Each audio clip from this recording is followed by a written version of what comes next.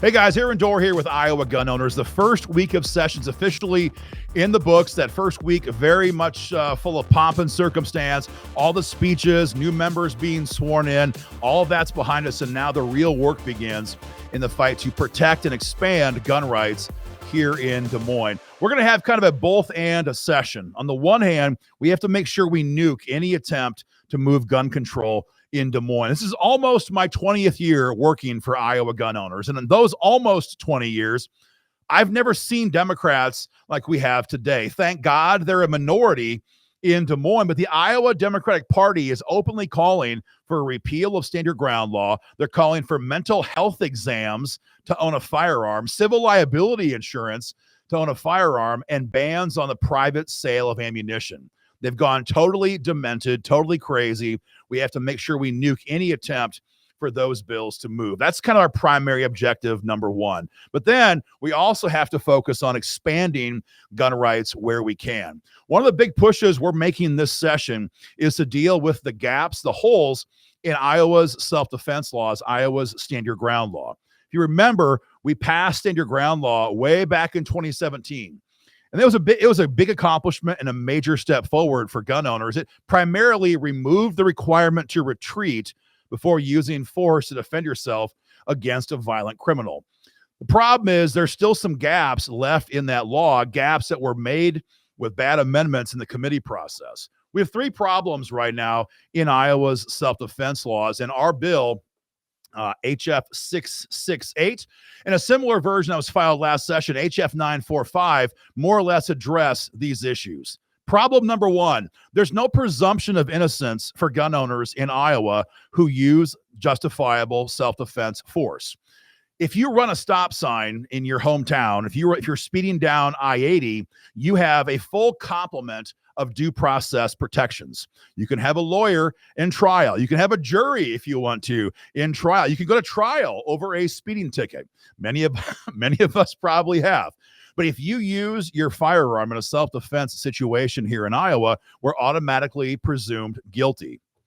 And what that does is it gives all the power to the state, all the power to the county attorney.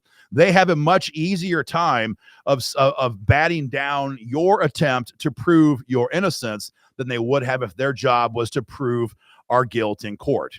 That's a real problem for gun owners. 18 other states have done away with this. They have reversed this, where the gun owner is presumed innocent and the state has to prove their guilt in court. That's problem number one that our bill will address. Problem number two is giving absolute clarity on when a gun owner can be arrested in the wake of a self-defense shooting. There have been many occasions that we're aware of where a gun owner was arrested on the scene, and an arrest has a very technical definition, but I'll just be very simple about this one. They put handcuffs on somebody and they haul them downtown to talk with them. The proverbial haul them downtown. Once you're downtown, quote unquote, and you're being questioned by investigators, anything you say can be used against you in a court of law, number one. And after a couple of hours of this intense interrogation, many people are simply worn out and they'll make a plea deal just to get out of that freaking room. We're going to clarify in the code that a person may not be arrested in the wake of a self-defense shooting unless there's actual probable cause that a crime was committed.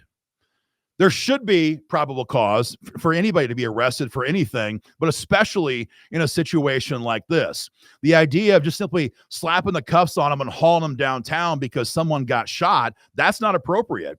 And it's led to gun owners who make these horrific plea deals because, as far as they know, that's their only option. Take a plea or serve 20 years.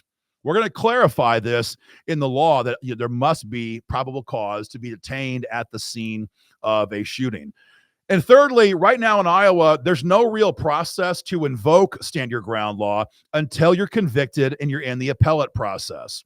So basically, you've been convicted of murder or attempted murder or some violent felony gun crime. And then after you're convicted, after your name is mud, you're broke, you're bankrupt, you lost your job, your marriage might be over, after you're totally destroyed in life, then we have the luxury of asserting a stand your ground law on appeal.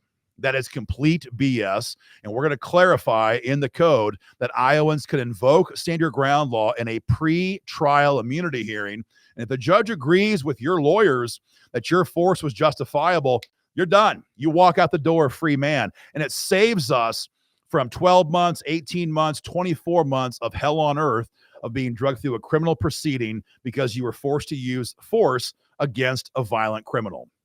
So our bill on this was HF 668, filed last session. It's a big goal for us yet this session, but a similar version was also filed last session, HF 945, by Representative Steve Holt. Holt, of course, has been a gun rights champion for a very long time here in Iowa, and his bill was very similar to ours, and we jumped on that with all that we had last session.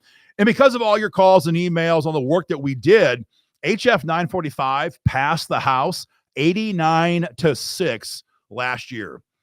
89-6. In fact, Representative Rick Olson, a Democrat, filed an amendment on the bill that actually made the bill better. You could have knocked me down with a feather because in the old days, Rick Olson was no friend to gun owners, but it passed 89-6.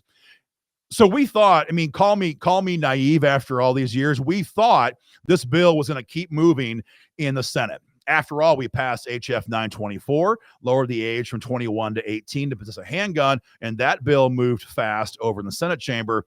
This bill, however, was a different situation. It got to the Senate chamber, it got referred to judiciary, and the chairman, Jason Schultz, and Senator Dan Dawson assigned themselves to the committee with some one-off Democrat, to the subcommittee, rather, and they refused to schedule a hearing on the bill.